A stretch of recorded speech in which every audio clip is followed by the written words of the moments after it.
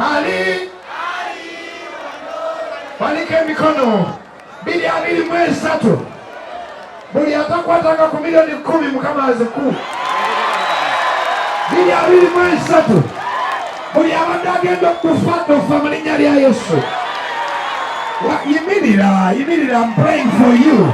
223 Katonda akutaliza accident n'emisimu gyonna. 223 tewabeera kisiraani mu nnyumba yo. Na buli eyalokoka n'ogwa oddeyo mu church. Neziza yennyini yagwa bugwi yali mulokole. Kamalesa ala papa. Nsabira buli muntu. Amazima gennyini ng'ewo teri mukisa. Naye ng'oli mukozi. Onfaanana we nali. Nkusabira omukisa.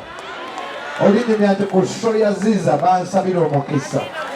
Nengula ettaka nenzimba ennyumba nenninya n'ennyonyi.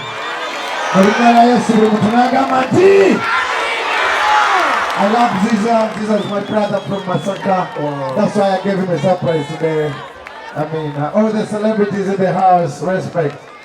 Musumba Bugembe nsaba kunsabirako mulejjeze lw'abantu nsaba onsabireko ennaku z'omwezi nga 3 ogwokusatu yesho yange nange gyeneesize okunzijayo ne kati mmwe basajja ba Mukama abasunga ba Mukama tata nsaba onkwateko n'abantu bano bagolole emikolo bakakase tujja kubeerawo bagambe tuwanikire.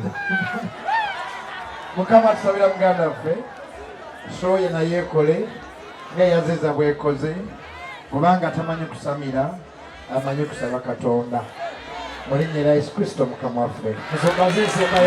Amina.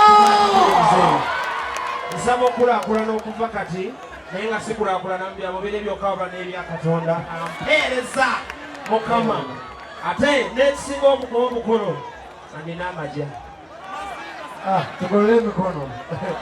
Mukama tusabira muganda waffe ye akusabye omuwa omukisa abeere prosperous afune sente ekisinga mu byonna akuweereze mu linnya lya Yesu Kristo Mukama waffe. Amen.